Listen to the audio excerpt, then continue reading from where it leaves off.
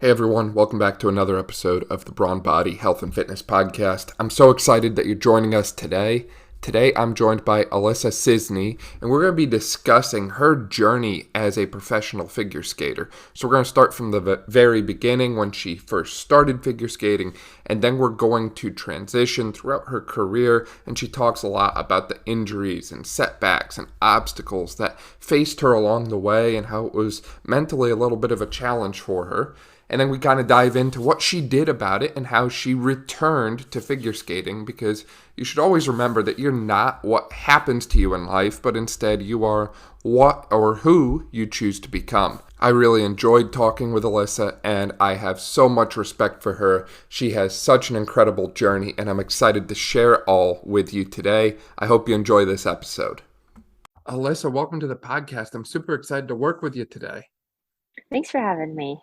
So, for people who aren't familiar with, say, the figure skating world and your journey, would you mind filling them in a little bit about who you are and all the incredible things that you've accomplished?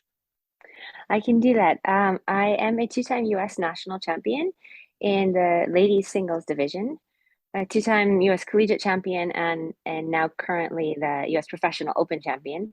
But I spent most of my life figure skating, and I've competed internationally for the U.S. team for many, many years, up until 2012. And since then, I've been professional skating. So it's a lot of skating and a lot of accomplishments, and a lot of, ups and downs. It's an incredible journey. I'm curious, when did you start skating? Like, was this something you just kind of up and decided one day, like, hey, I'm going to pursue this? Or, To be honest, I don't remember starting figure skating. I was only 18 months old, and my parents are from Wisconsin. They used to cross country ski in the wintertime all the time. They moved to Ohio for my dad's job, and there's snow, but not enough snow on the ground to go cross country skiing. So my mom wanted a winter activity, and just went to the rink to start ice skating, and met a few friends. And my sister and I didn't want to stay with babysitters, so she had to drag us along to the rink. And it's just, the ice rink was just another playground for us, and we kept at it, and we really enjoyed that and decided to pick that as our sport. I love that. So, would you say you kind of developed a passion for it over time then? Or was it something that you ever kind of felt like forced to do, I'll say? You know what? I never felt forced to do it. Obviously, my parents let my sister and I Mm. choose what we wanted to do because we were involved in a few activities. But I I really enjoyed skating, and I was fairly good at a young age. So in my mind, I was always going to go to the Olympics, and it was just that was just my skating journey. And I guess I never really thought twice about how hard it was to get there. And my parents were great about letting my sister and I continue to skate as long as they could afford what we were doing. Yeah, 100%. I like that, and I like how it seems like your parents were very supportive, and they never really pushed you into a certain sport, which I've joked a lot lately about how some parents seem to live vicariously through the athletic success of their children, and I think more often than not, that tends to do more harm than good. I do. I see it everywhere in a lot of sports, and definitely in figure skating. But I would say that my parents didn't choose figure skating for us, and uh, my my dad would have been fine if we didn't figure skate because it was too expensive for us. But my mom was an integral part of the reason that I am a skater. In the fact that she knew it was what my sister and I wanted to do, and she knew that in order to accomplish things in the sport, that she had to take us to the rink and that we had to work hard. But there was never really a moment where my sister, I have a twin sister, neither of us really wanted to quit, and she kept pushing us. Um, if we wanted to quit, they would have let us at any time. So it was really our choice and I'm grateful that she pushed me, to continue to work hard each day, but also didn't push me into a sport I didn't enjoy. Yeah, it sounds like a perfect balance between pushing enough but not too much. And, you're always looking for that, what I call the Goldilocks zone in life with Yes. everything that you do. Enough to, get better and move in the right direction, but not overdoing it to the point of losing interest or decreasing performance. And it's such a fine line too, because to be good at anything, you have to make sacrifices for something else. And it's hard to have a normal childhood when you're pursuing a goal. And for some people, the goal is not worth the sacrifice. And for other people, the goal is worth the sacrifice. And for me, I was more than willing give up social activities because I wanted to be a skater and I enjoyed the sport so much that it wasn't a sacrifice to me. Right. So would you say even going into, say, like high school and that sort of thing, were you able to keep a decent balance and relatively normal life?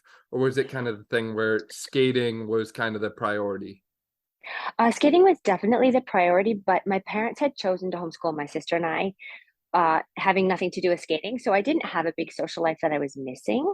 And so I'm sure in many ways that led to my ability to choose skating over social activities because there weren't many social activities to choose from at Right. that point in my career. So skating was the social activity actually, and being able to travel internationally with Team USA skaters and meet kids my age from all over the world who were skating was the reward for missing out on other social activities.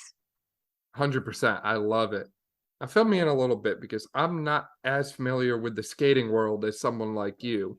So you went from skating for fun when you were super young all the way up to competing internationally and Olympics and all these incredible things. So how did it go from like what were the tiers and what was the overall progression from starting to skate to representing Team USA? So there's like every sport, there are different levels of the sport, but our national championships is the big goal for everybody, and each level. There's the senior level, the junior level, the novice level, and those three levels go to the national championship. So if you're underneath that, you're more or less skating for fun and hoping to get to those levels. Once you get to the novice and junior level, you have to compete at the regional event, which is there's 9 regions in the country. You get to qualify for sectionals. There's 3 sections in the country. And then if you place in the top 4, you get to go to the nationals. So if you made it to the nationals as a novice or junior, you're sort of on your way to maybe making your goals. And so I was, I think, 13 when I made nationals my first time.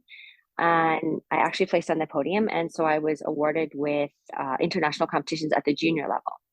So it was really exciting to start, you know, sort of realizing that my goals were within reach and maybe I really could be somebody in the sport. And I had obviously a lot to learn, but at the same time, those junior events are wonderful for traveling internationally, seeing what kids around the world are doing, and just to have some success at a young age, but at a lower level, is really helps push you to the next level. Yeah, I like that. I like that a lot. And I think you can take that and apply that in almost any situation. Like just win something at a local level, and then local becomes countywide or citywide or whatever. And then next thing you know, you're competing Absolutely. statewide, and then statewide becomes nationwide. Like it's really a spiral and a ripple effect of you start to build momentum, kind of like a snowball. You start to get Yeah, rolling, for and next thing you sure. know, you've got this whole For big thing going sure. down the And hill. for a young athlete, for a young skater to watch the Olympics and say, I would like to be at the Olympics someday, the goal is unattainable. But when you look at the goals step by step in that progress, the next goal is attainable, winning this competition and then testing to the next level and qualifying for the sectional event. Like each goal is attainable. And suddenly you're facing your biggest goals. And it's nice that actually figure skating has that progression to be able to get from one to the other. And it's a long journey though, that's for sure. I can imagine, and I'm sure that journey was made easier by the fact that you were training with your sister the whole time. Actually, yes. My twin sister and I, we were really at a comparable level our entire careers growing up. So we trained together, and we didn't train around a lot of other high level skaters. But we pushed each other because my sister was landing this jump, so it wasn't a choice in my mind. I had to be able to land that jump. So we really pushed each other to become better, but it was never in a negative competitive way.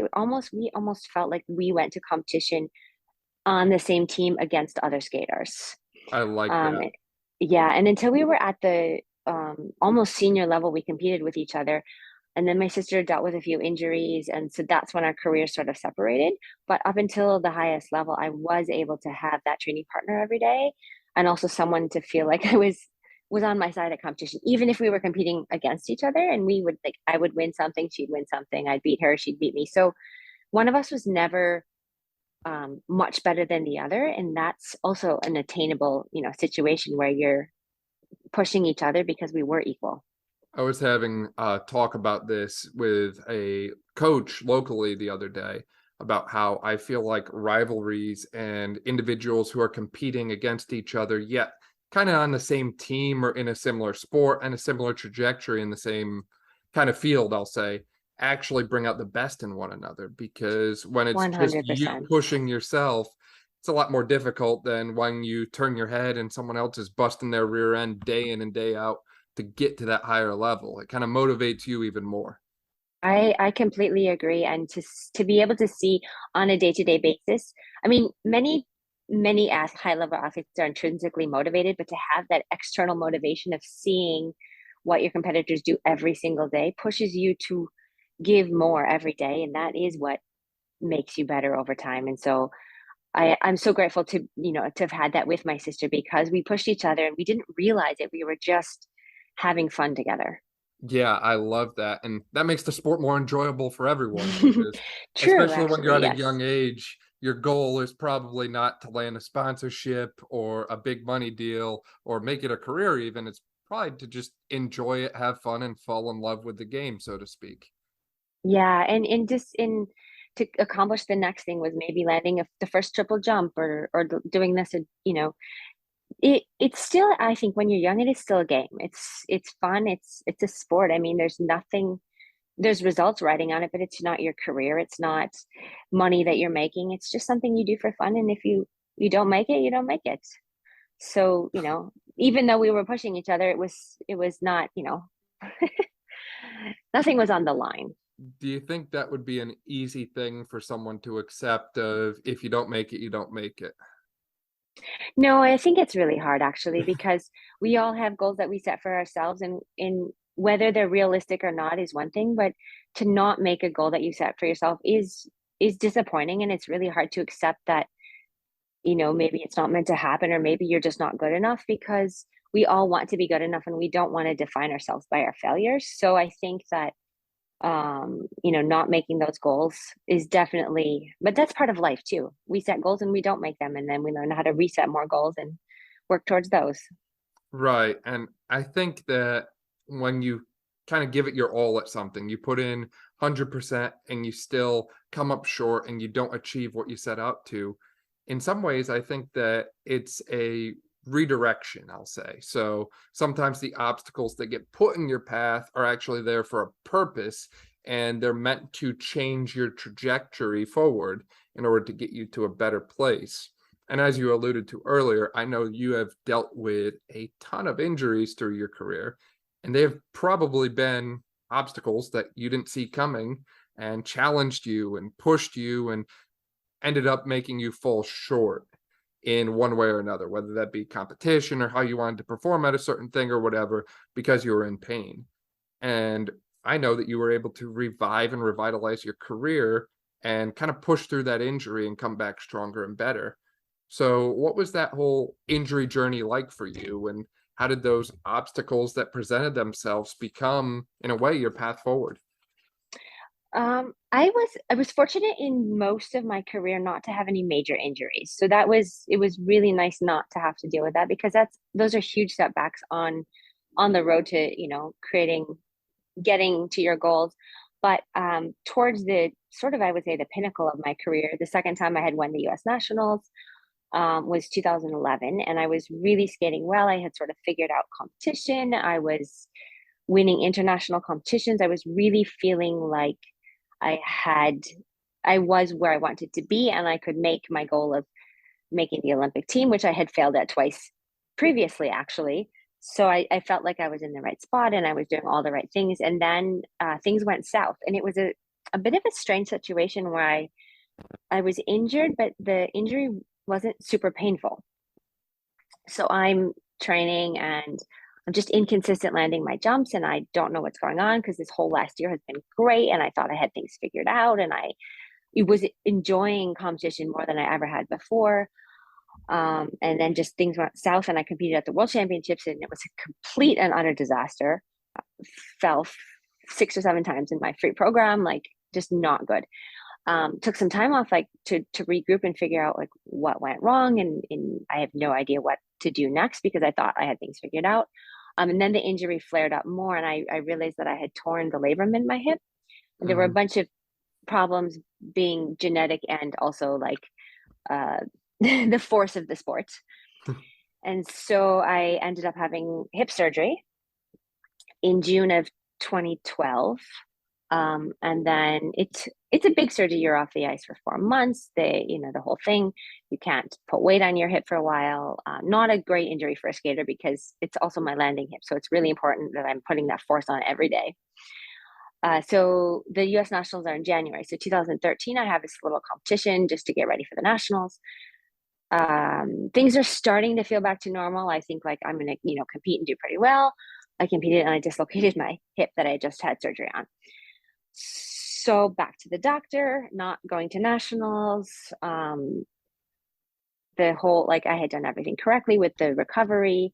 The surgeon was one of the best in the country. And so I ended up having another hip surgery after this. So that was pretty devastating because now I'm missing out on an entire year of competing. This is the year leading up to the Olympics. Super important that I'm competing internationally and doing well. And here I am not competing at all, not training, off the ice, trying to figure out if my body is even going to work.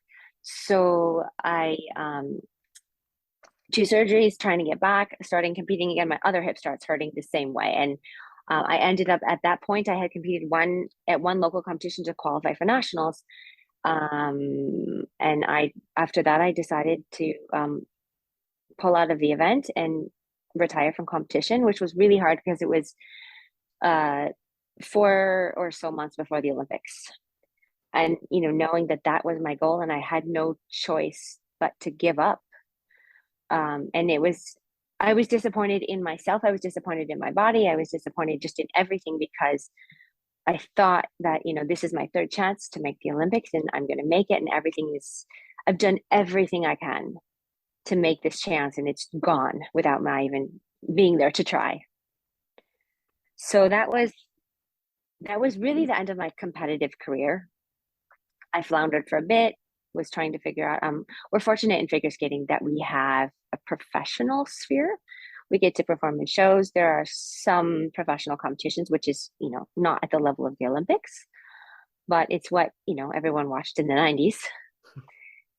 So that was my goal, was to get back on the ice, and just to do professional shows because I love the sport and I love skating and, the Olympics, and that goal was gone for me, but still to enjoy what I had spent my life doing and be able to make a career out of it was something that I wanted. But my other hip gave me grief for 3 years until I finally had hip surgery on that one. So it was a long time of like really searching for what I wanted, if I wanted to continue skating or just, go off and figure out what else I wanted to do with my life. But it was a long journey of also listening to my body and trying to figure out where it was taking me next, actually, what my body was telling me to do, and why I had gotten these injuries, and what I could do better in the rest of my life to hopefully things like this won't happen again. So I think that was something where I had all these goals and I was on the right path to make the Olympic team, and it was just gone. That journey has been really redefined the second half of my skating career. Right. And I can imagine, as you said, it's very difficult in the moment to work so hard your entire life and have that goal of going to the Olympics for skating and then come up short due to pain and injury. And I'm sure it's even more frustrating when you get a surgery done, go through a full rehab process, and then try to get back into what you love to do, what you've always done. And then unfortunately, things don't go according to plan. Yeah. It's just absolutely devastating. And unfortunately, I've seen this with some people in the past where, they tear an ACL and they rehab it. They get returned to sport and then they go back and then they either tear the same one or they tear the other one. And it's this cycle that I think is not talked about enough in sports and athletes, because athletes have psychological considerations just like everyone, right? Even though we Yeah. kind of put you almost on a pedestal because I could never do the things that you do on skates. I can't go backwards. I can't jump and land on one leg. I don't know how y'all do what you do, but I just can't imagine to have been in your shoes at that point, because not only is it trying on your body physically, but I'm sure mentally it's just very difficult. I think for sure the mental part, the mental and emotional part is the hardest because it's like your body has betrayed you.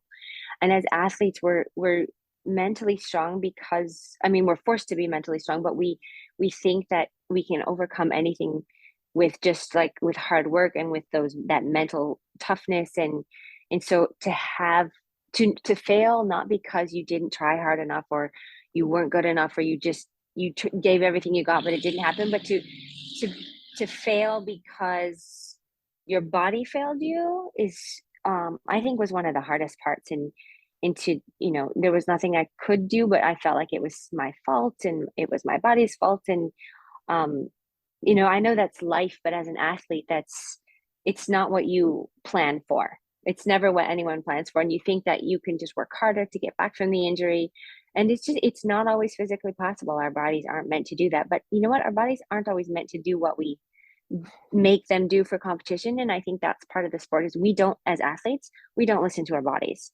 Often we just push them as hard as we can because we think that's what we have to do to accomplish our goals. Right. And I mean, you saying that makes me think back to one of the first things I remember from physical therapy school. Now, I'll admit I was not a 4.0 student, but when we had our cadaver anatomy course and we were learning about the hip, we were talking, there was a dancer or two in our class, and they started talking about splits. And in order to do the like straddle split, pancake split, whatever they call it, that a lot of them can do, you actually have to cause some tearing in, I believe it was the iliofemoral ligament in the hip, one of the ligaments in the hip. You actually need to cause small tears to occur in that in order to even do that split. So it's like the body's not meant to do it, and yet people are doing it. And I Yeah. mean, one, that speaks to your ability as an athlete to work through pain, because I'm sure you've had a lot of it. But two, it also speaks to the resilience of the body. Like you're saying, it is incredible what you're able to push it through.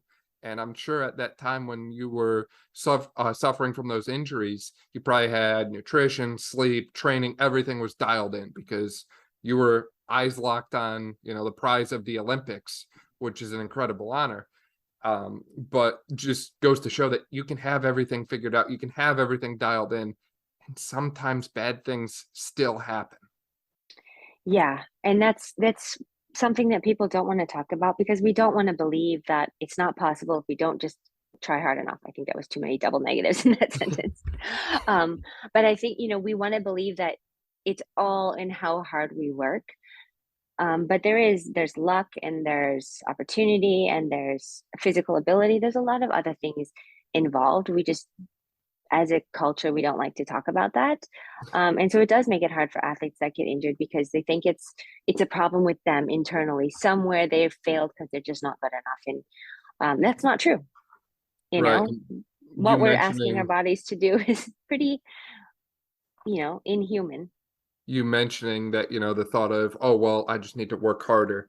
I've heard that time and time again. There was someone who I've actually treated as a patient, who this individual came in and was out of shape, hypothetically, for soccer, and was told they just need to run more. Well, running more led to injury because there's actually other Hmm. things that contribute to Hmm. deconditioning. Earlier, we talked about that Goldilocks rule that we like. And that's true for anything. I don't care if you're talking about the prescription medication you take, the exercise you do, or the training you do for a specific sport. There's a point where if you do enough of it, you get the maximum benefit. If you don't do enough, you get no result. And if you do too much, you start to get unintended side effects or consequences. And I think that, as you said, we've been caught in this whole disillusion of more is better, when in reality, sometimes less is more. Yeah, and I think it's part of that, the American dream culture where you work hard and you make it, and it's up to you. And so we do think working harder is better, and the more we work, the better we are. And I think it even, you know, culturally is the harder you work, the better person you are. And so none of us want to get in that, oh, I didn't try enough or I didn't do enough. So as elite athletes, we want to do everything we possibly can. And that's just, we keep pushing and pushing and pushing because that's what we're told is what is the right thing to do. And rest and recovery and listening to your body are not promoted. I think more so there's way more recognition now about that, but also as humans we're pursuing more and more, and so we're pushing our bodies more and more, and so there's really way less listening to the body happening. 100%. And one of my other favorite things is when coaches train male athletes the same way as female athletes, because unfortunately, there's a lot of unique differences between gender, including Yes. hormonal influences. And it seems like that's just too taboo to talk about. And unfortunately, that leads to either poor results or injury or any of these other detrimental things occurring because people are not willing to talk about it or address the elephant in the room, and we just kind of do things how we Mhm. always did things. And figure skating, I mean, figure skating is definitely a sport differentiated by gender, Hmm. because women are built differently than men, and little girls are built differently than women, and it's easier to rotate faster when you're smaller and younger. And so like gymnastics, actually, in a lot of ways, once women hit puberty, the sport becomes a lot tougher on our bodies because it's not really, maybe it's not built for the way women's bodies are. So I think it's always a fight in that respect, both to stay at the right fighting weight of competitive, elite competitive figure skating, to be able to rotate triples and now quads for women, with all that force landing, rotating and then landing. And it's easier because men are built narrower with a lower center of gravity, and their bodies are stronger and able to take that force. So I think that, I mean, the injuries in sport is throughout. Everybody gets injured, but I think for women and girls, it's harder because of that force, and our bodies are not built the same way for it. And I would imagine individual skating style plays a huge role in that. And I will admit, I haven't watched all of your old skating videos. However, it seems like you were pretty well known for your ability to spin. And I don't know a whole lot about skating, but I've worked with someone in the past who was a ice skater, figure skater.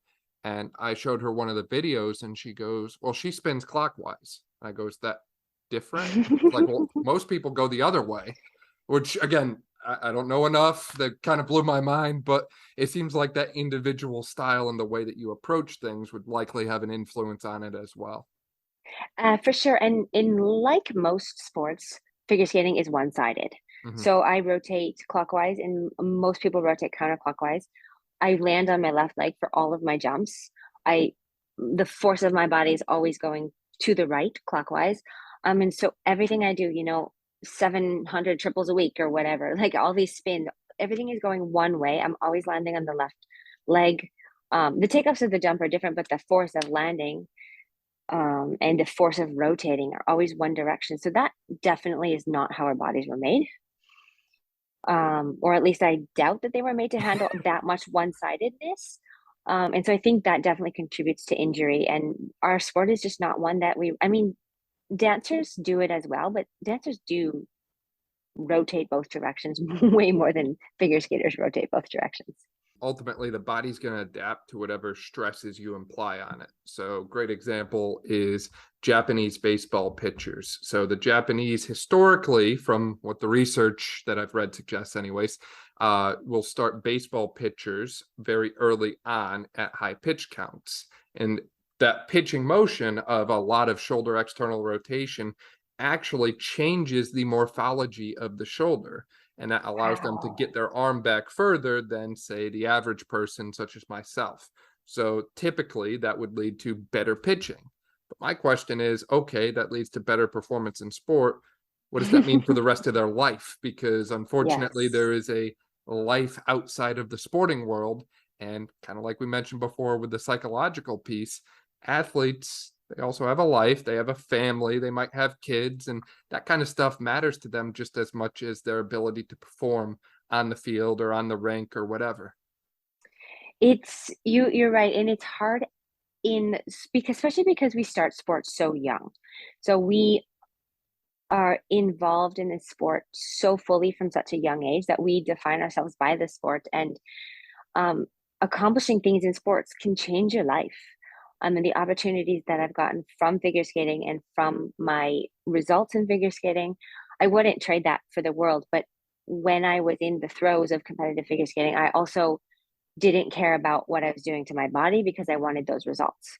So you really aren't thinking about the future. You're not thinking about when you're 72 years old and you want to go for a run or you want to feel good in your body. I mean, I'm 35 and things don't feel great in my body, but you're not thinking about that when you're competing because you feel invincible and those results are, that they can change your life if you are as successful as you dream about becoming. So there is that trade-off, and we think that we analyze that trade-off with a clear, non-subjective mind, but it's really not the case. And we don't know what we're doing to our bodies. I wish we had that superpower of looking inside and knowing, well, if I keep doing this, then I'm going to hurt it. So I should, make sure that I prevent this. But we don't, and we don't even think about those things until they occur. And then we hopefully learn from them and, make sure that things like that aren't going to happen again. Some things, are acute injuries that are just accidents, but those overuse injuries are what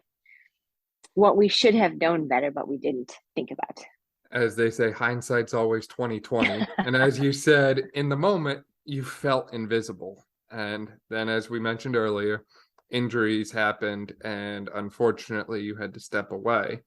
But if anyone's Googled you by now, they would know that there's results of you skating in 2019 and in 2021, and you were the U.S. Professional Grand Open champion just last year in 2021. So naturally, you're still skating. So how did you get back to skating from, the whole point of injury to where we are now?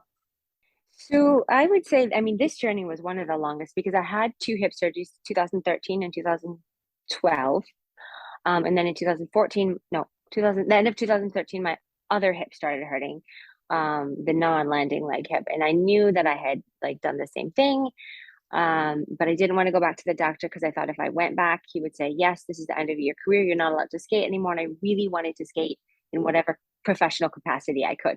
So I sort of floundered for 3 years just trying to skate.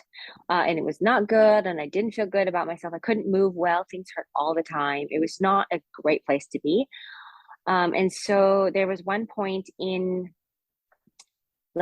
end of 2015, early 2016, where I said to myself, I'm going to give it everything I have to try to recover and feel better, or I give up skating. This is going to be the end. And I got to a place where I felt pretty good.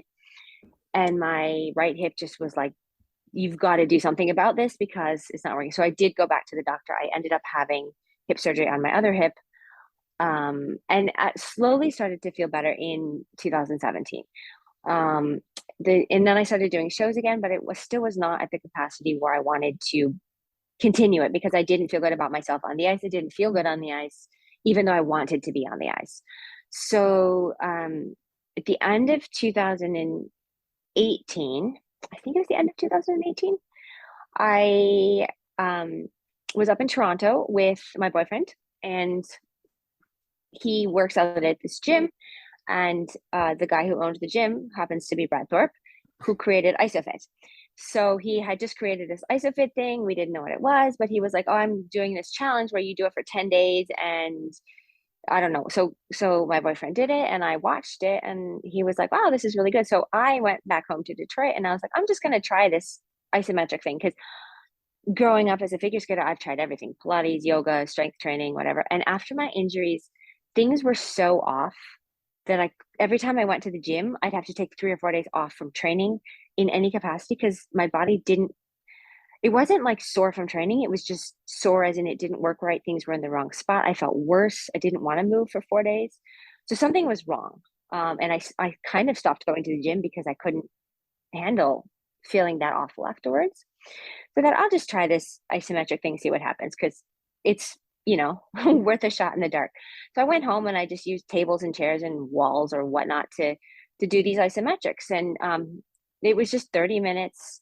You hold these exercises for 45 seconds each. Super basic and super manageable. I started doing it and I started realizing my body, I had started compensating so much. I had I have like scoliosis in my spine. My hips were off. My glutes weren't firing whatsoever in any capacity. Like things were really bad and I didn't know it. And, after you have a hip surgery, you work with a physical therapist for 6 weeks and maybe 8 weeks if you're lucky, and then you're on your own. And that's not a great way to leave things because, everything feels off and it's not just my hip at that point because I'd been trying to skate for 4 years. So, um, long story short, I started doing this isofit thing. I was like, I feel better. I'm starting to feel like my body working again. Some muscles are firing where I didn't even know they hadn't been working. And I started 2019, I started feeling like the best version of myself since the surgeries. Not like that again, but I felt good. End of 2019, I'm back doing Stars on Ice holiday show, and I hadn't done Stars on Ice since, you know, the epitome of my career. So it was a huge thing to get back there. And I was super excited because I was starting to feel good on the ice. I was starting to be able to rotate triple jumps again, which I hadn't done for years. And so this literally doing isometric exercises changed my life because it turned my brain onto my body to know how to rewire and how to work things. And now I'm back in a capacity where my career is performing, and I'm so happy to feel good on the ice, and I'm so happy like that I can do what I love for a living. I love that. And there's a lot to unpack about everything you just Yeah. shared. First, I mean, what was your thought when you first saw the ISOFIT device? Because I looked at it and I was like, well, this is not necessarily the most aesthetically pleasing thing I've ever seen. Sorry, Brad. But I was like, it does seem to work. Like it's very effective. I was just kind of like, this is not what I initially pictured when I thought Yeah. like gym equipment, I'll say. It looks a little bit like a Pilates reformer, I think. Yeah. And I had done Pilates in my life, but I mean, I did it with like the wall and a chair in my apartment. So it wasn't even the machine that I was on that Brad has created. I was just taking exercises, doing what he had, created, or taking my own exercises and then doing them isometrically. And I had not felt so good working out. My body had not felt that good moving. And so that was to me the biggest change is like, I'm an athlete. I work out all the time and nothing was working. And to be able to do something that seems so simple. Also, you can roll out of bed and convince yourself that you could do 10 minutes of this isofits, isometrics. And then like by the time 10 minutes would roll by, I'd feel better. So I also was motivated to work out because I felt physically different, but I also knew that it was easy. It wasn't like I went to the gym for an hour and a half to do really hard workouts. So that part of it was also strangely attainable. But I often did isometric exercises, and then I would go to the rink from there. So I would turn on all the muscles that I knew I needed in skating, and then I'd get to the rink and I would be better because my brain had turned on those muscles or the connection had turned on. Right, right. And I think that's a big missing piece for a lot of people is, you know, in a sense, no movement was the best movement for you. And Hmm. really, for a lot of people, poor movement patterns can exist anywhere, but poor Yeah. motion can only exist in the brain. That's loosely quoted off a great cook. Hmm. Basically, you see the way people move. Like there's someone I'm working with right now, and by default, this person's body always goes into this same position of dynamic knee valgus. And I get concerned when I see that, but they have the ability to correct that movement with cueing and exercise and setup and that sort of thing. So neurologically, something has triggered where in people's bodies they move a certain way, but you can Yeah. change that at any time. It's just a matter of kind of rewiring that circuit from the brain to the muscles to change that motion. And sometimes it's very easy. And in some cases, Yeah. someone who's skated since they were 18 months old, it's probably pretty hard to change the way that you skate because you've always done it that way. Yeah, well, that is true. And I think when I was younger and competing, I mean, obviously I was aware of my body, but I don't remember being so aware of how muscles were firing. I just did what I did because I did it every single day. I took a week off of skating. I couldn't remember how to skate, or at least I convinced myself that I couldn't remember how to skate. Now I took like 4 months off with COVID and I was fine. Like, so you get things in your head, but I didn't really think about skating. I just did it from the feel. now that I had to, like, I think what happened with my hips was that the glutes stopped working to try to protect the socket and things from tearing and all that nasty stuff that was happening in there. And so I had to turn my brain on to turn my glutes on to actually fire them again. And then when I got on the ice, I thought, like, I wish I would have known this when I was in my career, in my competitive career, because it would have changed. I think it would have changed how I trained, and I think it would have changed how I approached the sport, because I did things by feeling and by repetition, and I did, but if I were aware of how my body worked, I feel like I could have trained so much smarter. And also you become more confident because you know how your body works instead of hoping your body will work how you think it should feel. Right, right. I like that. And that confidence piece is key for a lot of people from a psychological standpoint. Going back to what we talked about when earlier. you're Look when at all you're these out in the middle connections. of the ice and there's 1,500 people watching you and you're by yourself out there, like, you want some confidence in what you're about to do. I want to apologize to you for the 6 to 8 weeks of physical therapy, and that was it. Because unfortunately, physical therapy is a profession that it's true with every profession, and I'll speak about it since I'm a physical therapist myself. I feel like there are some great PTs out there, and there are some that will advocate for their patient and push themselves and push the patient to get what they need out of it. And that might be, going and dealing with emails and updating exercises with you through email or phone call or whatever, Mhm. and not getting reimbursed for it because that's what's best for you. And there's others that only care about the payment that they get for treatment, and they could really care less about the outcome. And it's unfortunate that we live in a world like that. And again, that's not a unique problem to physical therapy. It's true in a lot of senses. I've met doctors who are willing to do a surgery on anyone who wants one, whether they need to or not. Um, but ultimately, we need to do a better job in the healthcare profession in serving our athletes, in serving the active population, because time and time again, I treat an athlete who tells me, yeah, I went to physical therapy at this other place and I was doing the same exercises as the 80 or 90-year-old next to me. And Yeah. I'm surprised I Yeah. didn't get better. Or, yeah, I went to physical therapy and they put heat on my hip and they did some e-stim and then we did some stretching and then ended with ice. And it's like, well, no wonder why you didn't improve. You didn't actually do anything to improve the root cause of the problem. And that's just a common theme I keep seeing come up with athletes. And at least from my standpoint and me on my soapbox, I'm getting sick and tired of athletes who are being mistreated or mishandled in their medical care or physical therapy rehab or whatever, for whatever reason it is. And ultimately, I don't see any excuse to not deliver 100% quality care with every patient in front of you, individualized to that person and individualized to their sport demands. Yeah, and I think, well, I mean, just it's just the way that our healthcare system is set up, is that the physical therapy is there from recovery from a surgery or an injury, and often it's what happened before that injury that needs to be addressed, but that's just not like how the healthcare system is set up. So, or it's not set up for athletes. Like, it's set up to recover you to be a normal person, but as athletes, we're so sensitive to the connection, the full body connection of everything, and not just my left hip or my right hip. It's how I move and how I got to this place where I had to have two hip surgeries. And I had great physical therapists, but 8 weeks is up and your insurance stops covering it, and what can you do? But you think you're okay, and you just it's a shot in the dark from there if you don't have someone around you to help you.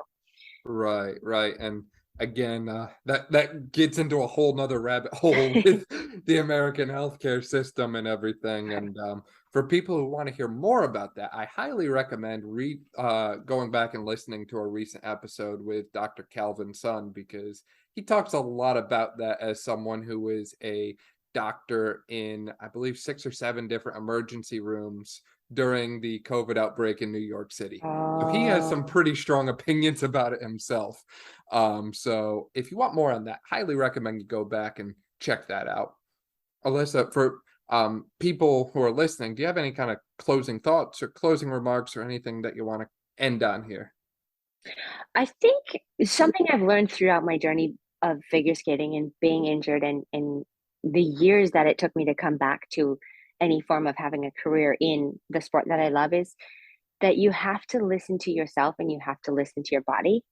And I know that's a cliche and I know everybody says that, but you know what? I did ISOFIT and ISOFIT worked for me, but everybody has a different journey to go through, but you have to believe in yourself and you have to know that you somewhere inside of you have to trust that you have the answers and you it's a journey, you're never going to find the one right answer. But I do remember in this journey, I love figure skating so much and I wasn't willing to give up on myself when so many people were just like, well, you had 3 hip surgeries, like you just can't skate anymore. I'm sorry that that's the reality, but like it's okay that you're not good enough. And I didn't want that to be my excuse. I wanted to be a performer in figure skating and I wanted to have this as my career. So I wasn't willing to believe other people when they said that I wasn't going to be back to being good enough to perform again. And so I kept, I kept trying different things and I kept looking for different methods. And, it was a lot of Google searching and asking other people what they did and just a long journey of discovery, but also learning to listen to my body and when I'm tired and I think I should work harder because that's what I'm supposed to do, maybe that's not always the right thing to do. So I wish that we were all maybe a little more vocal about how we each are different and what works for me doesn't work for you and what works for someone else doesn't work for me, but we can all learn from each other on our journeys. And it's not going to come at one time, but that journey will get you to where you want to be if you can believe in that, or wherever it takes you. Like we talked about those turns in our failing at something leads you to something else, and you have to also be willing to follow that road. Yeah, 100%. And I love how you mentioned it is a individual journey. And I think 100%. too often people compare their own journey to someone else's and they think, well, this Yes. person did this and I didn't. Or, say you start a business or something and you're like, well, I'm 35 years old and I haven't made it yet. I'm only making this amount of money and we Yeah. attach everything to a number. Like just because someone else might have gotten there quicker doesn't mean you're never going to get there. And just because, as we Yes. alluded to earlier, just because the door that you thought was going to open for you stayed closed doesn't mean that all hope is lost. And I think we have to be so honest with ourselves deep inside and say, what do we really want? Maybe like I wanted to go to the Olympics. That was my goal. Like that's the goal of any athlete. And it didn't qualify. And then the last time I tried, I wasn't able to try to qualify. And then, of course I want to go to the Olympics and make that goal, but why? What did I really want? I love this sport and the Olympics doesn't change that. Whether I went to it or not, I can still have a career in the sport, which is something that's amazing about figure skating.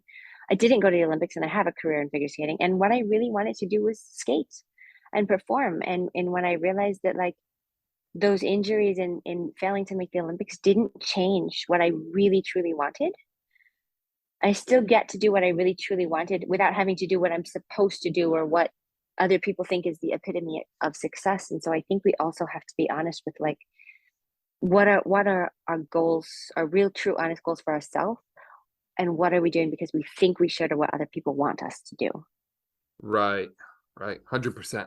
Could not agree more. I'm so glad that we were able to put this podcast together and share your journey because I'm super impressed with you as a person and everything that you've accomplished. For people who want to find out more about you or kind of stay up to date with your journey, is there a place that they can find you at or follow you or anything like that? I'll be honest, I don't use social media much. So I don't know, maybe I'll be at a figure skating show nearby somewhere. I'm just kidding. No, You still don't I have actually that. don't. You don't have that MySpace account rolling around still? Well, I do have an Instagram, but I, post occasionally and yeah. So I'm not really out there, sorry. No, you're good. You're good. All right. Well, it was a pleasure talking with you today, Alissa, and I'm super excited to see where your journey goes next. And thank you as always for your time. It's a pleasure. Thanks for having me. Thank you so much for listening to this episode of the Brawn Body Health and Fitness Podcast. If you liked this episode, please make sure to share it with a friend, subscribe so you don't miss any of our upcoming episodes, and leave a review. This way we can spread knowledge and motivation and help reach more people. Thank you again for listening, and I'll see you next time.